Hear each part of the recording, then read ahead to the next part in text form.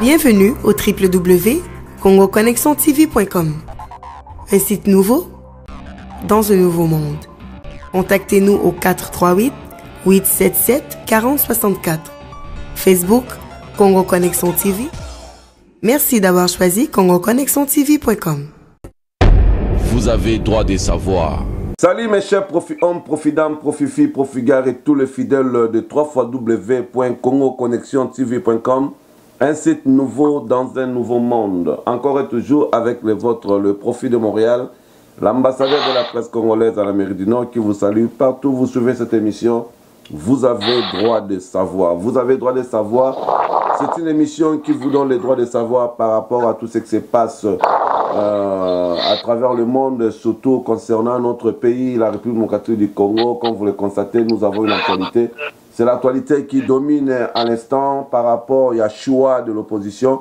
Opposition, Basali choix, il y a président Martin Fayulu. Je rappelle bien que le président Martin Fayulu, il est le président de l'ECD parti Oyo. Et vous l'avez rappelé pour le Congo, c'est un combattant, c'est quelqu'un qui a appris dans l'histoire de Moulaï. Mais je le présume, mesdames et messieurs, de recevoir aujourd'hui en lune à travers WhatsApp l'honorable Serge Ouello. Il est présentement en Allemagne. Il nous a fait faveur, je peux dire privilège, de communiquer aujourd'hui avec vous concernant de cette actualité. Je rappelle aussi que M. Serge Ouello, il est cadre du parti Les CID, où il est dirigé par Martin Fayulu, le choix de l'opposition pour les élections qui aura lieu le 23 décembre cette année-ci en République démocratique du Congo.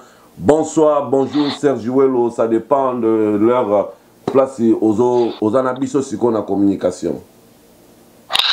Bonsoir, Profil de Montréal. C'est bien, honorable Serge Ouello, la CP Lindenge Oyambingai, na actualité monene historique, où il s'est mis l'amboka la biso, malgré que Bassis et Salema Kilibanda, mais ça histoire monene, où il a marqué l'histoire de l'opposition congolaise. Merci beaucoup Serge Ouello. Parlons de l'actualité, c'est l'actualité qui domine.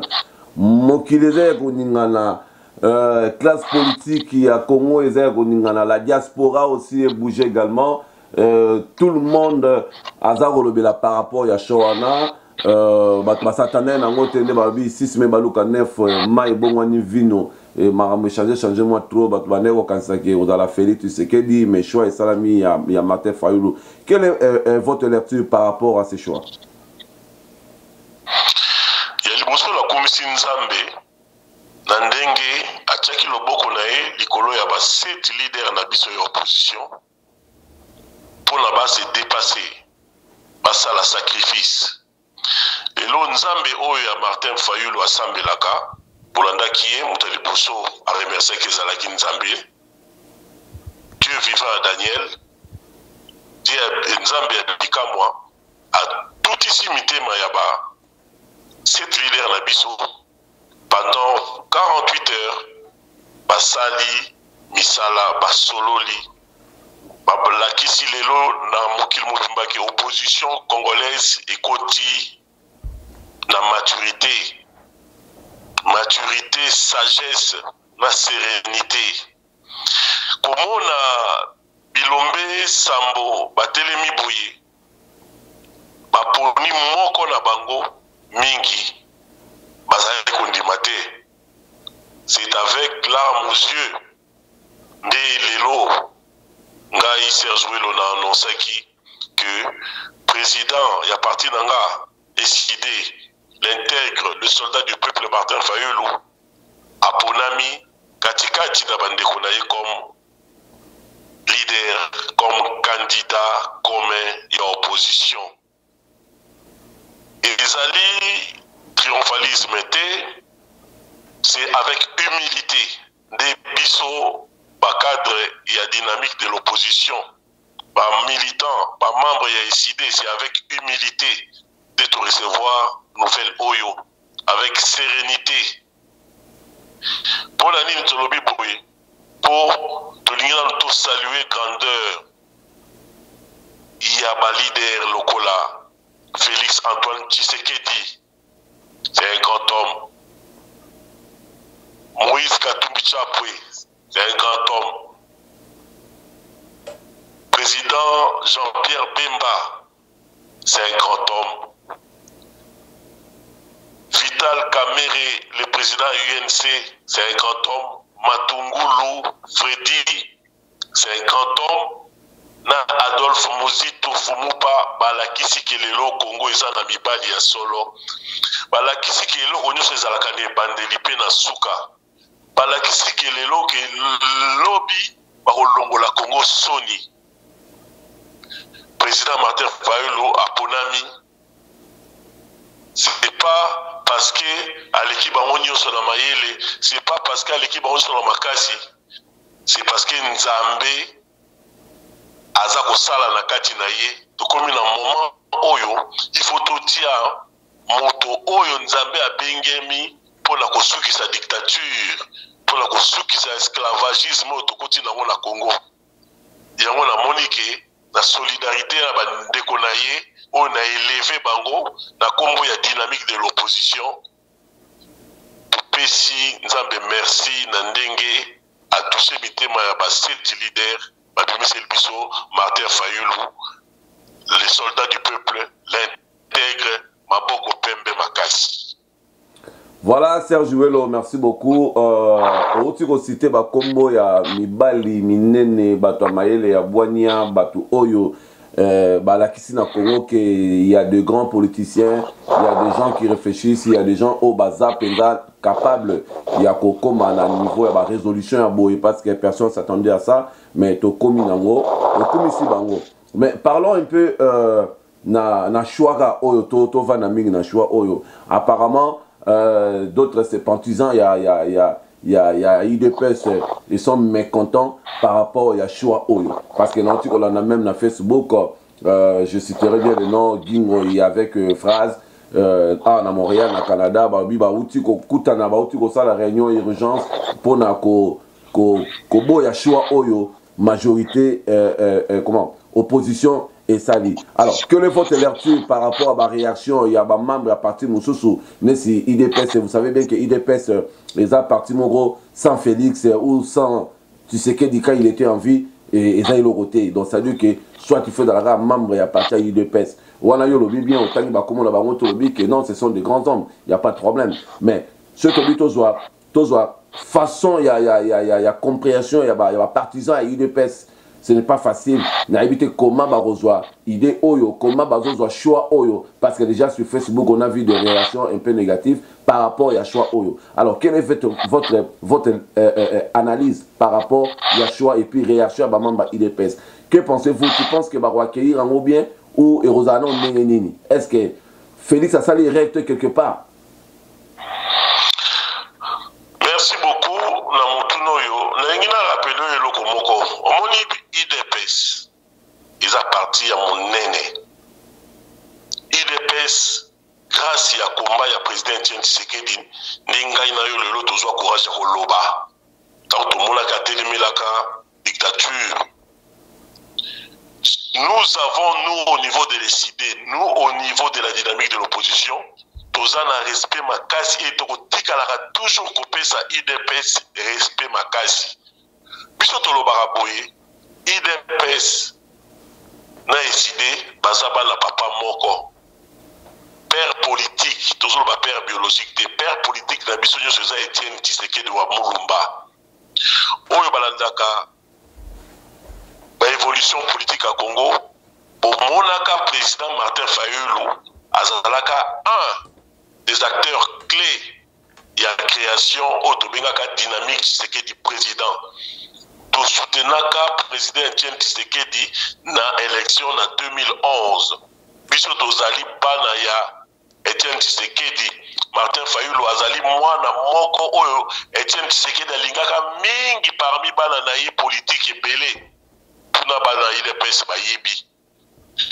Oyo Félix Tshisekedi asali lelo alakisi kaza grand homme. Alakisi ke azap na mwana oyo akoli pembeni ya Etienne Tshisekedi wa Mulumba.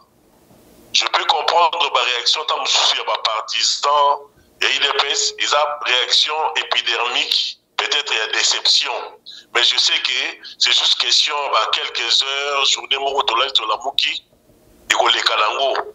Et naïebi na sagesse, il y a président Félix, président Fachi, naïebi qui est en reçoit parole, à couper sa message à paix, à calmer, bah combattant, n'a pas de collaboration sur l'IDPS, ou baza déçu. Ils ont encore une réaction et déception. Mais na kati na bango bayebi que président Fayulu aza leader, lelo ya opposition mobimba candidat comme opposition, aza pe mwana na bango ya IDPS. Voilà. Merci beaucoup l'honorable Serge Ouello. Mesdames et messieurs, je vous rappelle que je suis en lune avec l'honorable Serge Ouello, membre et à parti SID où il a dirigé le président Martin Fayulu le choix de l'opposition actuellement pour les élections qui aura lieu le 23 décembre de cette année-ci 2018, je rappelle bien. Alors Serge Ouello, nous venons savoir Batou Balobi et puis on a vu des réactions des gens. Batou Balobi qui Sean a bien été parce que Martin Fayulu n'a pas une base solide, même dans le niveau il y a la région, dans le niveau de la province et tout ça. Il est plus dans Kinshasa. Mais soy basalaki peut-être choix. Surtout si nous la Félix, tu sais qu'il dit, Alinga Kanga Kasai Mobimba, surtout si nous la Vital Kamere, Alinga Kanga Kivu, Kotaba Est, Kuna, Martin Fayulu, Aza vraiment la base à ma capacité. Donc ça sera un grand travail pour l'opposition. Et puis, tu vas se poser la question si réellement l'opposition arrivera à atteindre vraiment l'objectif, à mobiliser pour la campagne. C'est vraiment un choix un peu très difficile pour l'opposition. Ils ont risqué que l'opposition puisse perdre à part toi qui n'a ma machine à voter. Quelle est votre lecture par rapport à ça? C'est avec toute sérénité que Nakoloba Boye Nabandeko Nyoso Bayebi histoire politique ya Congo. Bien que l'histoire de mon pays renseigne que aucun parti politique, aucun leader ne peut gagner seul les élections dans la République démocratique du Congo. Mboka eza monene, mboka eza la diversité culturelle, ethnique. Même Lumumba, pour sa majorité, grand leader le Rwanda Lumumba en 1960, il fallait qu'il y ait une alliance, une coalition. Alors, Naka Bolobi que le président Martin Fayulu a un assise tout ça. Mais l'objectif de Sali, l'opposition lobby que cette leader écoutana pour Ebimisa. Un des objectifs est pour ceux qui m'avaient mis mon corps. Chacun dans son fief respectif à combattre campagne pour un candidat commun au Babimisi. Fayulu est un candidat commun. Président Félix Tshisekedi a combattre campagne pour la Fayulu, na Kasai, puis na Kinshasa. Président Kamere Vital a combattre campagne na Est wana Mobimba. Président Moïse Katumbi, Katanga, dans le parti Moussou populaire. Président Jean-Pierre Bemba a combattre campagne na Yépé partout dans la République démocratique Mobimba. Donc, Ozu Matungu na Bandundu, Mozitu na Bandundu, donc tozo bengango complémentarité. Donc, question il y a popularité ou assise et c'est quoi na cadre ya accord wana ou ba signé ba accord. Et en plus que le président Fayulu Aza popularité, je ne sais pas sur base de quoi. L'élection il y a Souka et Salema qui n'a 2011. L'élection Souka et Salema qui n'a 2011. Unité de mesure à Sika. Seule chose où et koki kola kisake nani aza populaire, nani aza popularité ezali kaka élection ya Sika. Parce que 7 ans après, parce que il y a 2011, ils ont l'élément côté sur la kisake nani aza plus populaire que les Kabaninga. Président Martin Fayulu Batouba Yébité a sala ba tourner na Bandundu. A sala tourner na ba Congo. Pouvoir et bloquer à Kena la Kivu, à Kena la Bakananga, président Fayulu a drainé le monde parce que les loyaux ont comme un système via internet, système à réseaux sociaux. Congolais n'y ont dans les réseaux sociaux, l'intérieur comme l'extérieur du pays, bayebi que Martin Fayoulou, Azama Boko Pembe. Martin Fayoulou, c'est le soldat du peuple, le seul dans l'histoire à Congo opposant, où en pleine marche, Azwa Bal, Namotou Nzambe, Abikisaye pour Azana mission. Martin Fayoulou, Azana projet de société, et Vanda, détaillé, parmi le seul Azana défendre la métier à Bozolanda. Projet de société Babengi, investir dans les citoyens pour développer le Congo. Martin Fayoulou, à côté politique, des bois soit mon solo. Azalaka humble. Martin Fayoulou a géré un milliard d'ExxonMobil. Papesaye, médaille d'honneur, papesaye, tableau de mérite pour Atikala Koyibate. Martin Fayoulou, Aza chrétien. Martin Fayoulou a chaque tolo la mabele pour assembler la Congo. Yango, o eleka kiwana, bozwango kaka. Politique de beaux en spirituel, c'est le temps de Dieu. Nzambe a ponié à tout si mettez ma bandeko ya bingambe leader 7 ba pona bon ça le Martin pona Congo yo tous à la une fois pour toutes libérer la dictature. Beaux en angle spirituel, pas forcément politique. Derrière on a un sabino au état de popularité bon mais la main est pio. Baninga nyonso ko battre campagne biso nyonso to ko battre campagne pona président Martin Fayoulou. Ils ont choix moko judicieux, parcours naïe professionnel boyebi. Ils ont impeccable académique. Ils ont MBA à l'université à San Francisco, ils ont master en France, ils ont preuve naïe. Batebele bakansi Martin Fayoulou a banda politique il est loté. Depuis la conférence nationale souveraine, président Martin Fayoulou azalaka membre ya FDD. Bazalaka botula papa Lutundula, botula chaque matin dans Mamboyo. Martin Fayoulou, c'est un monsieur, un homme intègre, un chrétien qui est prêt à se sacrifier pour que Congo intérêt général à Congolais qui ne pas. Merci beaucoup l'honorable Serge Lolo. Je vais vous rappeler ce que en 2006, juste pour parler aussi dans la partisan IDP, c'est parce que c'est le seul parti où le bazo Boya, bazo contredire un peu le choix, bazo Boya, bon, toujours c'est la variation, je crois bien que ça va se multiplier encore parce qu'on se connaît bien dans Congo. Alors, parlons de Maboko Pembe, lobby Martin Fayoulou dans Maboko Pembe. Kota IDPSP, Félix César, slogan Babaka Maboko Pembe, Aïbate. Mais quand vous parlez de Martin Fayoulou Maboko Pembe, Aïbate, oui, et puis à dans l'expérience académique et puis professionnelle. Mais par contre, Koto Félix, Koto Nezate, mais parlons juste de Maboko Pembe. Croyez-vous que si photo de Maboko Pembe, est-ce que les partisans IDPS vont contredire par rapport à ça? Oui, il y a un lobby boyé. Niveau autocomi lelo et sous niveau de partisanérité. Discours Oyo, Ngai, par exemple, Serge Ouelo, cadre et dynamique de l'opposition, cadre et décidé, engagement pour la citoyenneté et le développement parti politique où ils ont dirigé le président Martin Fayoulou, Nassina s'est dépouillé la partisanerie. Au moment où la mission se commune à niveau de président Fayoulou.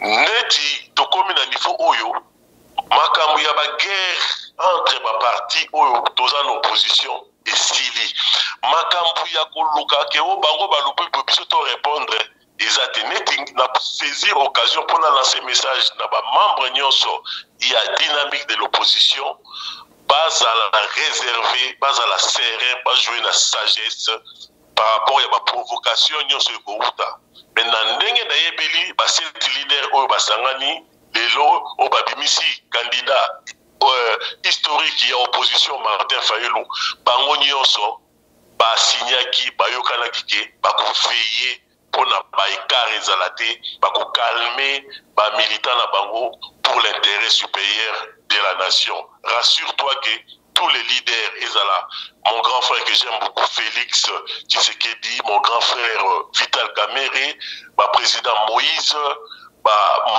Adolphe Mozitou, professeur Matungulu, bango nyonso wana président Jean-Pierre Bemba Igwe, oyo basali lelo biso peuple congolais tondima kabatuté tondima bala bengambe set wana oyo basali bako s'assumer pour chacun à gérer ba militant naïe. Nous n'avons plus droit à l'erreur. Voilà. Je vous rappelle aussi l'honorable Serge Ouelo, à 2006 Papa Etienne Tshisekedi avait refusé de soutenir Jean-Pierre Bemba parce qu'il a se retiré dans l'élection. Alors, le Lonenge Cho et Salami a Martin Fayoulou pour l'opposition, juste dans le cadre de les partisans. Est-ce que vous demandez est-ce que les partisans ont avalé et l'ont facilement ou et que quand on a Félix, au moins Félix a un problème sérieux, il y a des partisans IDPS par rapport à Choua et Salami, ils ont rejeté l'élection. Parce que le dit que Baro qui fait l'élection sans candidat commun. Leader aza locomotive. Leader aza locomotive ou attiraka ba wagon vers l'excellence, vers l'idéal, vers l'objectif na bango.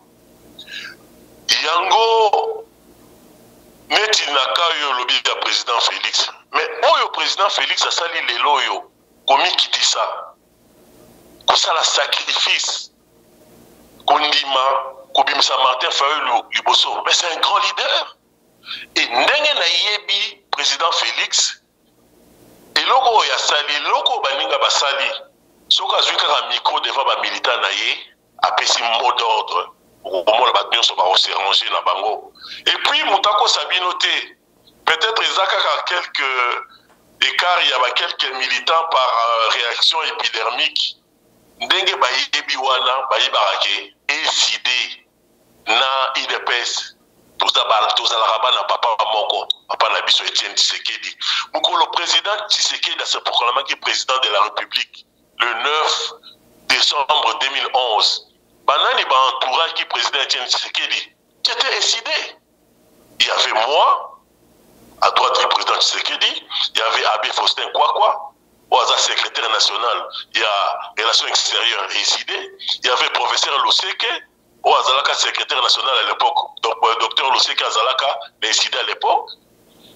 Biso Misatou, na président Albert Moleka, biso de organiser la communication et un président Tshisekedi jour à se proclamer comme président de la République. Et un de téléphone au président Tshisekedi à se proclamer comme président de la République, et ça téléphone, il y a un de Kolabino. Donc les idées étaient au cœur, il y a l'action nyonso. Nani azalaka artisan ya kosangisa batu na Fatima pour pas bimisa candidat comme Etienne Tshisekedi, c'est le président Martin Fayoulou. Ko batu belé bazo ebateke ko bima ya Martin Fayoulou eza sur le plan politique et sur le plan spirituel. Nzambe a rentré à sincère, baninga na yepe ba rendre à sincère, ba yebi komba nini Martin azomene bazala la confiance na ye parce que c'est un homme de parole. Kotoana komitungisate ils ont encore ba réaction épidermique, ils ont bien un choc de l'actualité, mais après un temps ba leader nyo so bazongisa ba militant na bango, on n'a plus de temps à perdre, cap vers les élections sans machine à voter. Merci beaucoup, honorable Serge Ouello. Tout doit continuer toujours l'émission. Mesdames et messieurs, je vous rappelle bien que je suis en lune avec l'honorable Serge Ouello, partisan.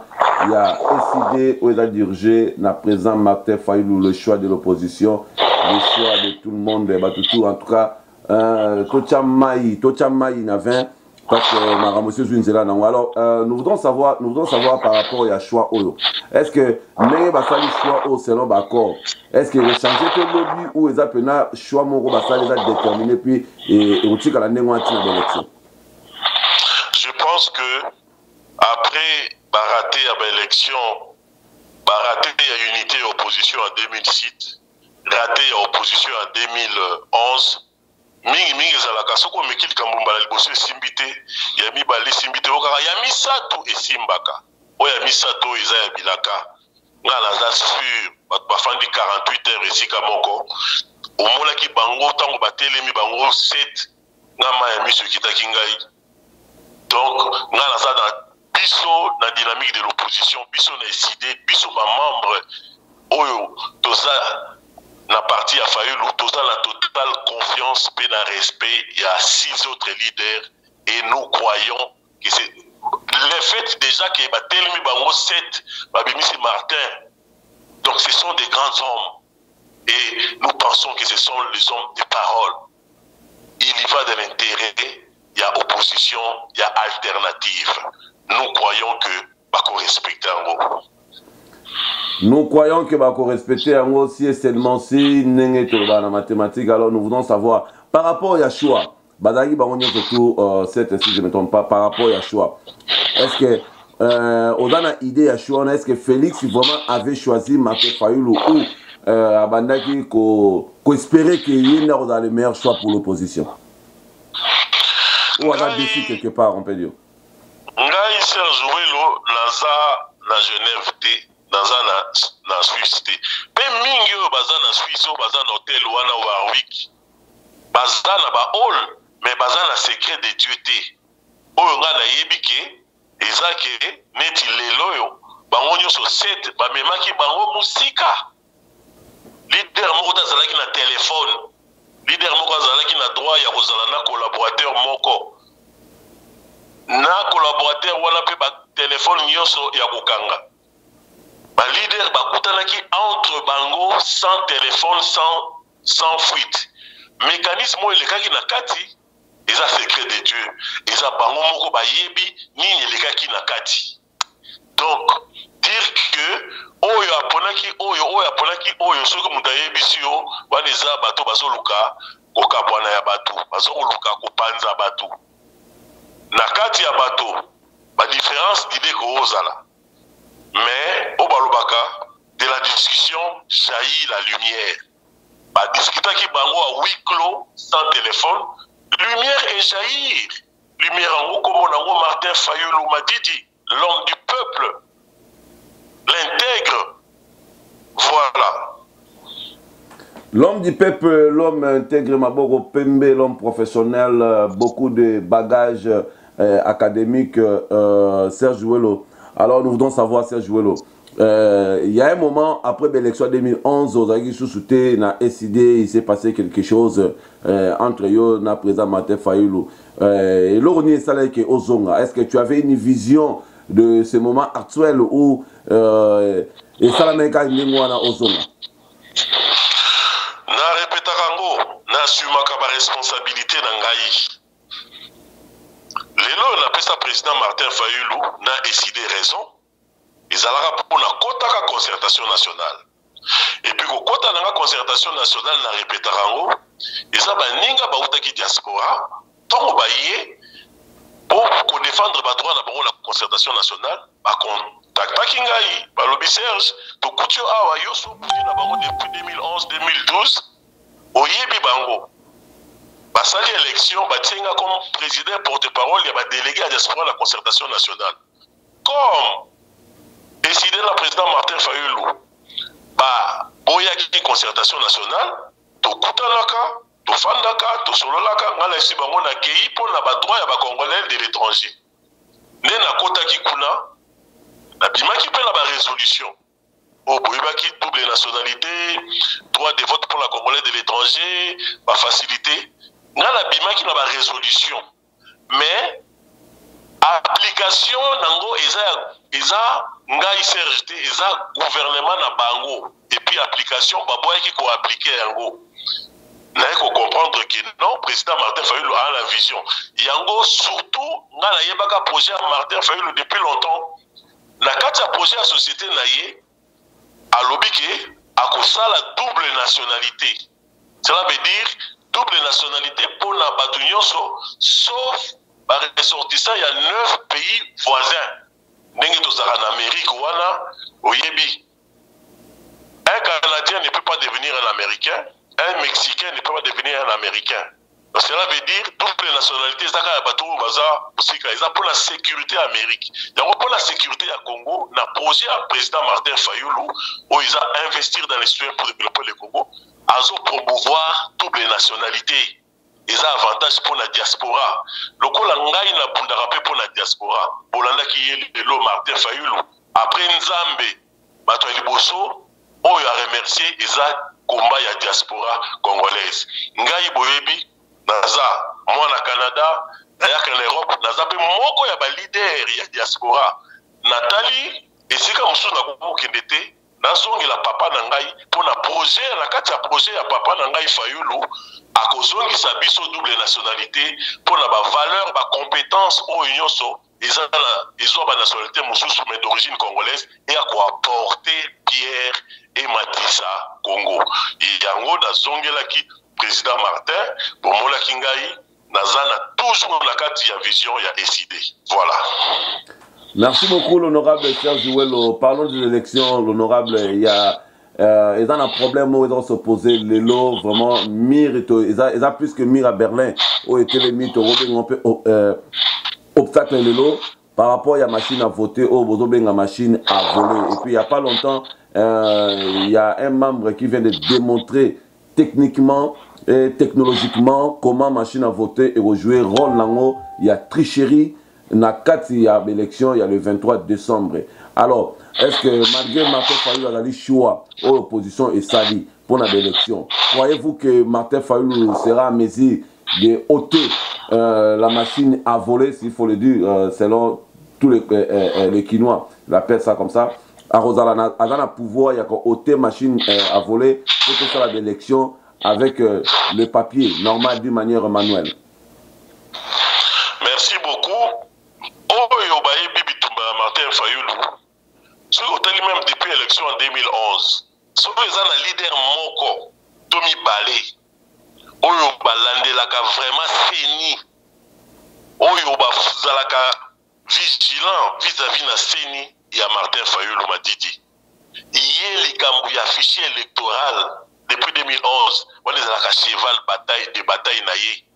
Parce que ceux qui fichier électoral les a déjà corrompus, ils ont déjà faux départ, ils ont la prémisse Yamabé pour l'élection transparente.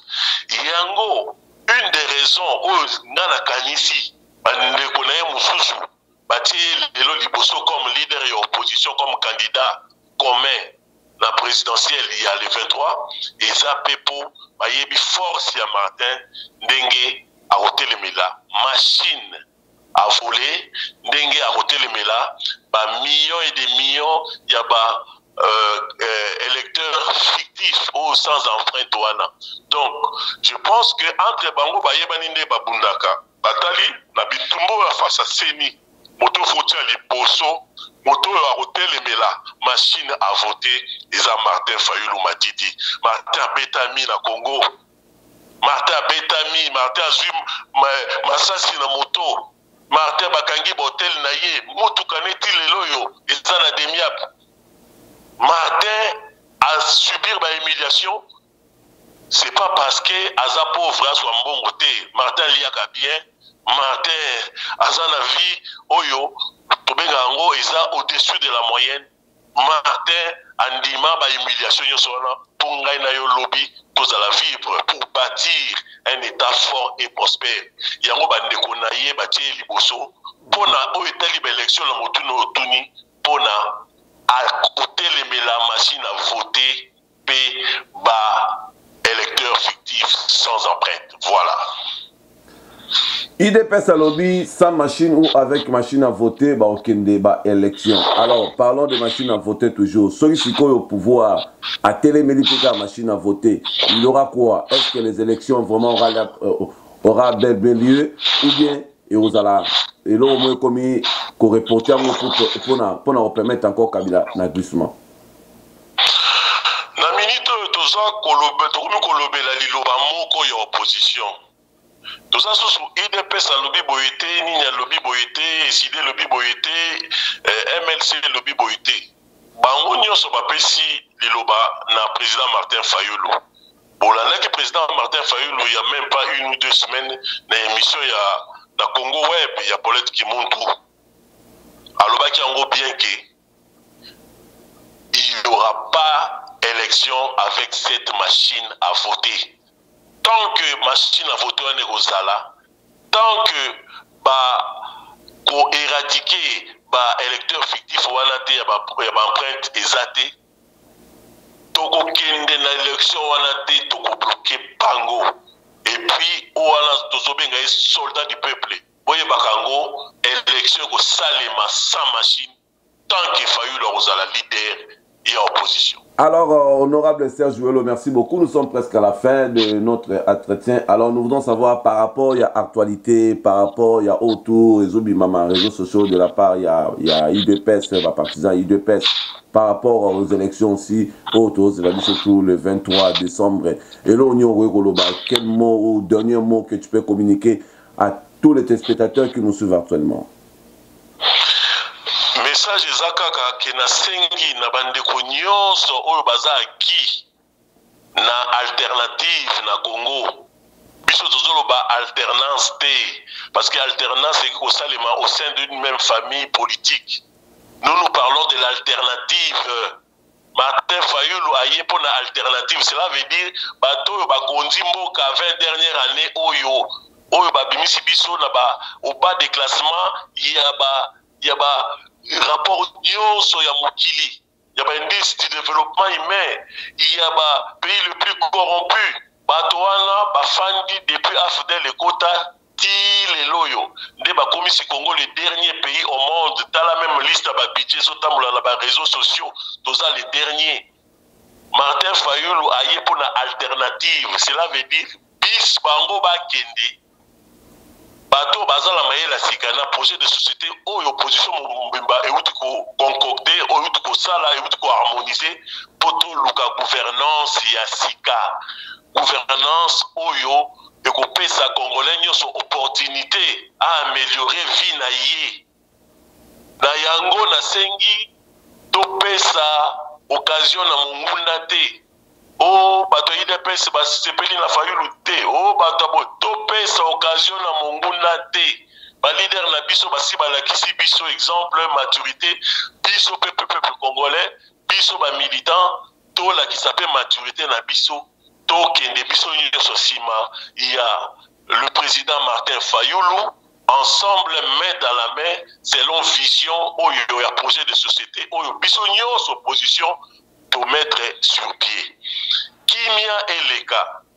Bon, na kokata, na kosukisa, na message, oyo, et un message ya sacrifice. Tozwa ba ego na biso to tiango pembeni. Tozwa ba sentiment na biso ba fanatisme to tiango pembeni. Tosala lokola Patrice Emery Lumumba Lubaka.